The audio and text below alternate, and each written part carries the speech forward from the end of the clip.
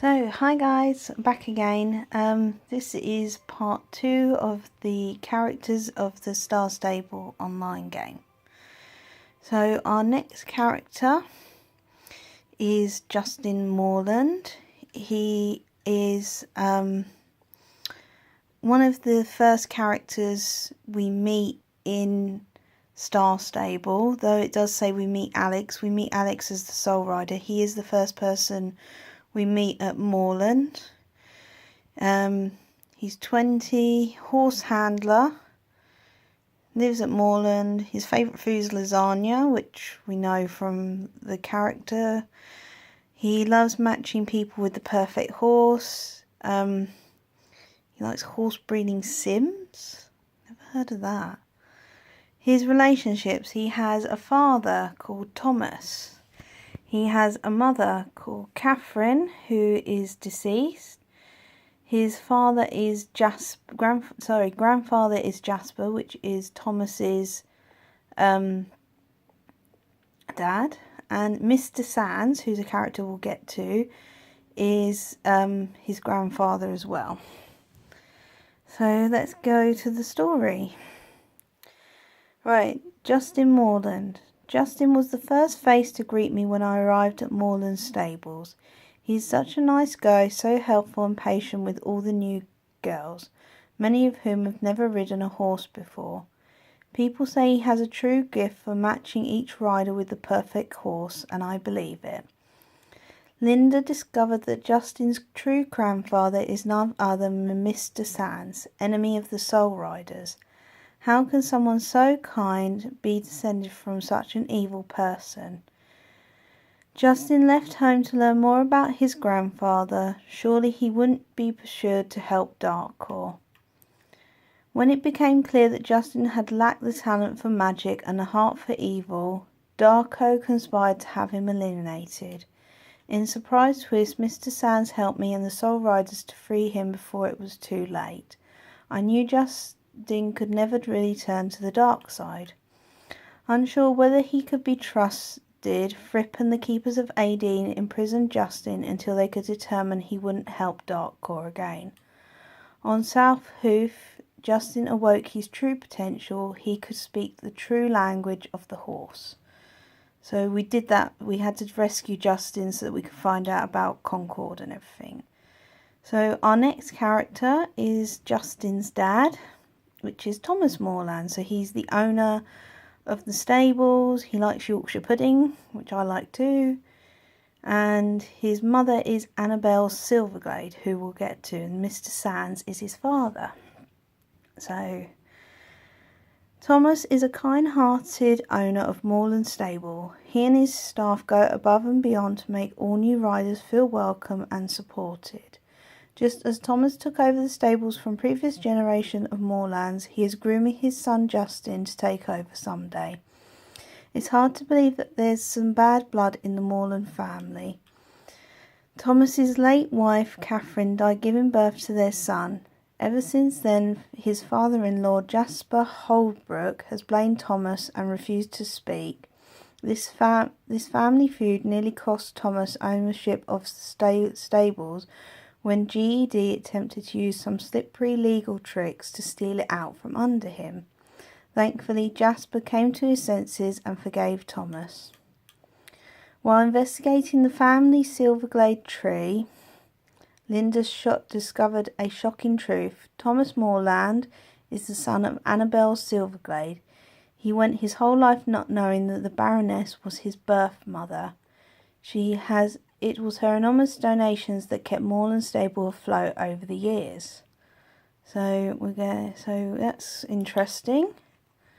So our next page is these characters. So we go to this one at the top. Maya Jew. Now I'm thinking she's part of the Unfortunate Jew family, because Maya Jew is her name. And there's a series in here called The Unfortunate Jews. So here we go. So she likes milkshake and her BFF is Alex. Family status unfortunate. So the unfortunate Jew. So we have the real story behind it. Yay! So Maya is an overworked stable girl at Moorland Stable. She loves horses even though she has no horse of her own and isn't an especially good rider. She's so friendly, she even volunteered to help me at my stables if I need a hand. Maya became good friends with Alex Cloudmill and learned the truth about the Soul Riders. Even though Maya has no magical gifts of her own, she strives to help the Keepers of Aideen however she can. So I'm wondering if we got more to her story to come. So that's Maya. So let's go down, let's go across. Justin Cloudmill. Now Justin is the brother to Alex Cloudmill. He's likes jelly beans. He's got an arch nemesis called Buck, which I don't. Oh yeah, we've met Buck, I think. Let me hold this up. Don't let the fact that he looks like a kid fool you. James is the self-declared mayor of the bustling vacation destination Fort Pinter. Even though he has his hand in every business venture in town, he never seems to see a shilling to his own name. There's something about James that makes it hard to say no to him, no matter how crazy the scheme. James is Alex's little brother. While the two are extremely close, Alex is very protective of him and tries to keep him out of her Soul Rider adventures. So you see James quite a lot in the storyline. Right, the next one is the Baroness. So she is the Baroness of Silverglade. She's a dowager.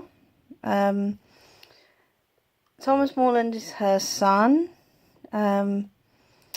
Sands is her ex-husband, and she's also got another son and daughter, and Carl Franz is a cousin, so she likes strawberry shortcake, and she likes horse racing, which is where you find in the Star Stable game the horse racing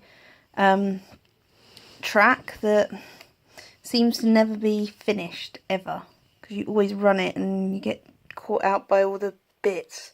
So can we seriously fix it soon, Star Stable? Is it going to be part of the another thing? Right, Baroness Annabelle Silverglade. Baroness Annabelle Silverglade is the matriarch of the Silverglades, one of the most prestigious families in all of Jorvik. She owns Silverglade Manor, the surrounding vineyards, the nearby equestrian centre, and even Silverglade Castle. Imagine owning your own castle. Even though she can't ride anymore, horses are still her great passion. Since her husband passed away, her primary companion is her trusty butler. She has several adult children, but none of them seem to share the Baroness's loves of horses. How sad that her greatest passion is something she can't share with her family. While investigating the Silverglade family history, Linda discovered a secret history that the Baroness had tried to erase. When she was young, Annabelle Silverglade had a brief marriage to someone named John Sandman. Shortly after their marriage ended, she had a child that she gave up for adoption. That child, her secret first son, is none other than Thomas Moorland. It turns out the Baroness is the one who has been sending anonymous donations to help keep Moorland stables afloat over the years. The Baroness had a child who loves horses as much as she does, after all. As for John Sandman, it looks like it was Mr. Sands, enemy of the Soul Riders. Could the two of them really been in love? Which is sad. So the next character we go on to is the Druids. So we get to meet Elizabeth Sunbeam. She is the High Druid. She has a horse called Kathelina. We've never seen that horse in the series. She likes banana bread. She's got expert in sun. Okay,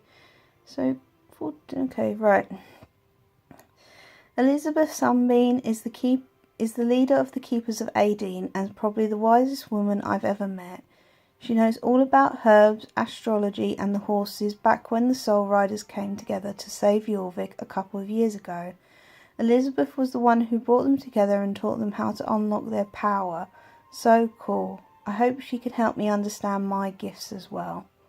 So we're sort of a special character in this sort of thing. So the next one is a blue squirrel. Yeah, guys. This is Fripp. So Fripp is the holder of the wisdom and the founder of the Keepers Aideen and a cute mascot. And he doesn't like being that. Unknown age. He's got a lot of birthdays. God, imagine having that many birthdays. Origin, Pandoria. Oh, he likes birthday cake. No wonder he's got so many birthdays. YA fanfiction. Okay, Red. Right. Let's get on with the reading. Fripp may resemble an oversized blue squirrel, but he is really a cosmic being who came to our world from Pandoria thousands of years ago. He founded the Keepers of Aideen to protect Jorvik and its horses until the prophesied return of the goddess, whom Fripp believes will save both Earth and Pandoria from destruction. And here I thought this would be just a fun summer of riding and relaxation. Fripp has almost no memories of his life before coming to Jorvik. Due to arcane laws inscribed in the Pandoria Codex, Fripp is unable to return to Pandoria at this time. Poor little guy, he must be homesick.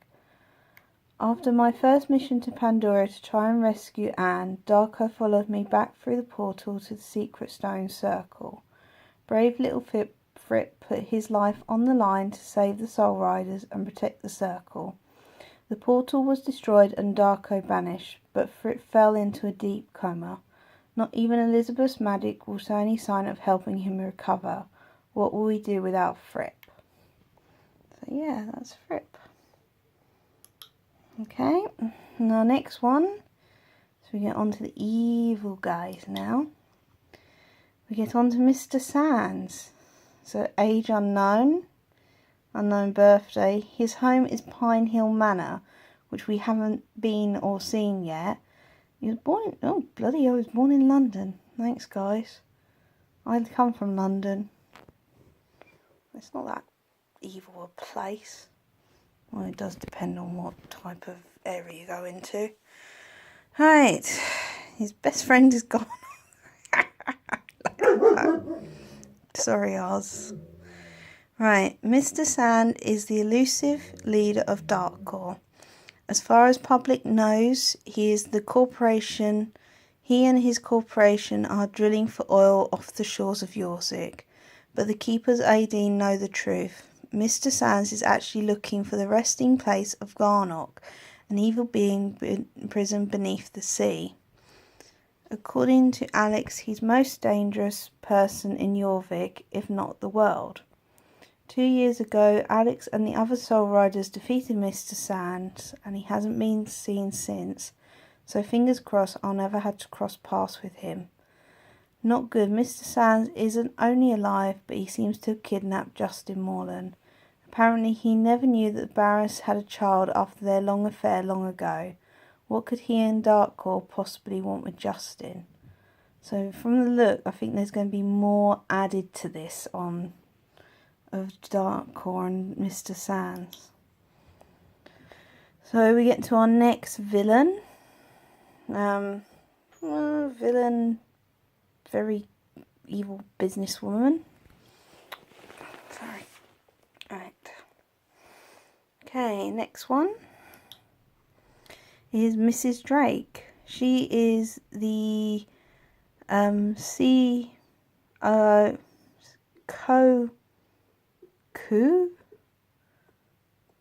Chief Operations Officer of GED. She fears nothing, but she seriously fears kittens. Seriously? Right. So, Mrs. Drake runs GED's Jarlam office, where she oversees business operation in the harvest countries, running from mining to real estate. From her perspective, she's trying to bring Jorvik into the 21st century by any means necessary. She doesn't care if people fear her as long as she gets results. Still, I can't help but admire her drive. It can't be easy being a young woman in the boardroom at a company like GED. I wish she wasn't so eager to trample on what makes Jorvik special. In recognition of Mrs. Drake's role in helping GED grow from a regional energy company to a global juggernaut, the board expanded her responsibilities, letting her lead a new lifestyle beverage company called Go Energy Drinks. After a PR disaster that happened when Rihanna and I got involved, the initiative was shuttered. As far as Mrs. Drake is concerned, bringing up Go Water, Wolves or Raptor is terminable offence, so you get fired. Mrs. Drake's grandest initiative is to date in the mining operation in Old Hillcrest, where the substance dubbed Darkonium has been discovered. GED scientists say this new mineral has the potential to revolutionise the global energy market. Mrs. Drake bet big on this new mineral, putting her career on the line. So, I wonder if we get to see her again. So, the next one is Darko. So, he's part of the Dark Core. Sorry. He's part of Dark Core. His age is unknown. He's the head of Dark Core's Nightmare Institute. God, look at that picture of him. Ooh. Top secret, birthday, home, birthplace, Norway. He likes pickled herring. Oh. Right. Darko works for Mr. Sands at Dark Core and runs a division called the Nightmare Institute. Apparently he's some sort of sorcerer with magic as powerful as anything I've seen from the Druids, and what an ego. He thinks more of himself than Loretta. For someone who hates horses so much, Darko's awfully obsessed with them. He's responsible for getting the Dark Riders their horses and will try anything to make the perfect broken steed. He first tried working with that witch Pie to corrupt Justin's horse with magic, and then he was working with the horse napper Mr. Anwar on a super nasty serum. Doesn't he know that the bond between horse and rider is the strongest magic of all? I don't know how he does it, but Darko seems to be able to travel safely to and from Pandoria. He nearly trapped me there for the first time I visited. Next time I'll be ready for him. So that's when we went to Saint Anne.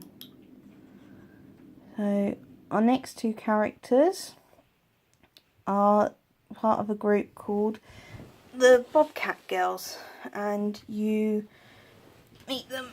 Oh, sorry guys. You meet them in the story, in the beginning part, and quite good. Oh. This is why trying to do things with one hand is never a good idea. Sorry, I had to move guys, so, right.